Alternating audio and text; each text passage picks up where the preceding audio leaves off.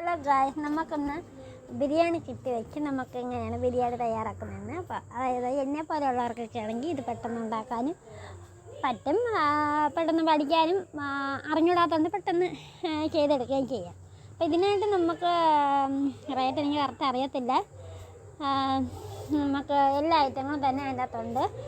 നമുക്ക് ദം ബിരിയാണി പോലെ വെക്കാം. ദം ബിരിയാണി എന്ന് വെച്ചാൽ നമ്മൾ മൈദമാവ് വെക്കൂലേ, അത് മൈദമാവ് നമ്മൾ അതിനെ അടച്ചു വയ്ക്കാനായിട്ട് മൈദമാവ് വയ്ക്കുക. അതിനായിട്ട് മൈദമാവ് യൂസ് ചെയ്യാതെ നമ്മളിത് ഉണ്ടാക്കുന്നതെങ്ങനെ നോക്കാം. ആദ്യം അരി നല്ലതുപോലെ കഴുകി 2-3 വെള്ളത്തിൽ കഴുകി കളഞ്ഞതിന് ശേഷം നമുക്ക് ആ അരി കുതിർത്ത് വയ്ക്കാനായിട്ട് നമുക്ക് വയ്ക്കണം. അപ്പോഴത്തേക്കും ചോറ് നല്ലതുപോലെ പെരുവി കിട്ടുകയും ചെയ്യും, പെട്ടെന്ന് വേവുകയും ചെയ്യും.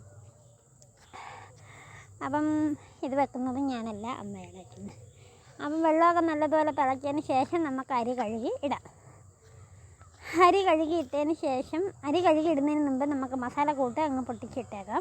എന്നിട്ട് നമുക്ക് അണ്ടിപ്പരിപ്പും സവാളയൊക്കെ വറുത്തെടുത്തതെടുക്കാം. പിന്നെ കുറച്ച് സവാള പച്ചക്കരിഞ്ഞത്, എന്നിട്ട് അതിൻ്റെ അകത്ത് തന്നെ ഒരു സാധനം പൊരിച്ച് നമുക്ക് എണ്ണയിലിട്ട് മൂപ്പിച്ചെടുക്കാം.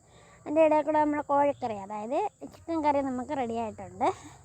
അപ്പോൾ ഓൾമോസ്റ്റ് നമുക്ക് ഇതിന് വേറെ വലിയ ഇതൊന്നുമില്ല. അരി വെന്ത് നമുക്കതിൻ്റെ അകത്തിട്ട് ഇളക്കിയെടുക്കേണ്ടി, ഇളക്കിയല്ല പൊത്തി വെക്കണം, ഇളക്കിയെടുക്കാതെ പൊത്തി വയ്ക്കണം. അതിപ്പോൾ ഈ വീഡിയോയിലൂടെ ഞാൻ കാണിക്കുന്നുണ്ട്. ഞാൻ മുഴുവനായിട്ട് എടുത്തില്ല, ചുമ്മാ ലെൻത്തിട്ട് നിങ്ങളെ ഒന്ന് ബോറടിപ്പിക്കാതിരിക്കാൻ വേണ്ടിയാണ് ഞാൻ ഇങ്ങനെ ഒന്ന് ചെയ്യുന്നത്. പെട്ടെന്നൊന്ന് നമുക്ക് വീഡിയോ നമുക്ക് കണ്ടു തീർക്കാം. അപ്പോൾ നല്ല ജലദോഷമുണ്ട്.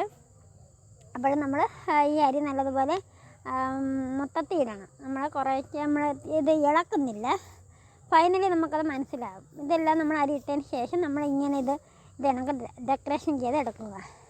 എടുത്തതിന് ശേഷം നമുക്ക് ഒരറ്റത്തുനിന്ന് നമുക്ക് എടുക്കാം. അതായത് നമുക്ക് ചിക്കൻ നമ്മൾ ഓൾറെഡി അടിയിലെല്ലാം ഉണ്ട്, അപ്പോൾ അത് നമുക്ക് ഒരു ഇതായിട്ട് കോരിയെടുത്ത് നമുക്ക് കഴിക്കാം. ഇതുപോലെ മുന്തിരിങ്ങയും ഒക്കെ എടുത്ത് കുറച്ച് ചിക്കൻ പീസ് എടുത്തതിന് ശേഷം ചിക്കൻ പീസ് എടുത്തില്ലല്ലോ എന്ന് ഇറങ്ങി, അപ്പോൾ ആ ചിക്കൻ പീസൊക്കെ ഇട്ട് നല്ലതുപോലെ നമുക്ക് എടുക്കാം. പിന്നെ ഞാൻ ഒന്നും കൂടെ കാണിക്കാൻ വേണ്ടി റിപ്പീറ്റ് ചെയ്തൊന്നും കൂടെ ഇട്ടേ ഉള്ളൂ. അപ്പോൾ വീഡിയോ ഇഷ്ടപ്പെട്ടാൽ ലൈക്ക് ചെയ്യുക, ഷെയർ ചെയ്യുക, കമൻറ്റ് ചെയ്യുക. നിങ്ങളുടെ എന്ത് അഭിപ്രായം ഉണ്ടെങ്കിലും നിങ്ങൾ കമൻറ്റ് ചെയ്യാൻ പറയാം. നിങ്ങളെ എല്ലാവരുടെയും സപ്പോർട്ട് എനിക്ക് ആവശ്യമാണ്.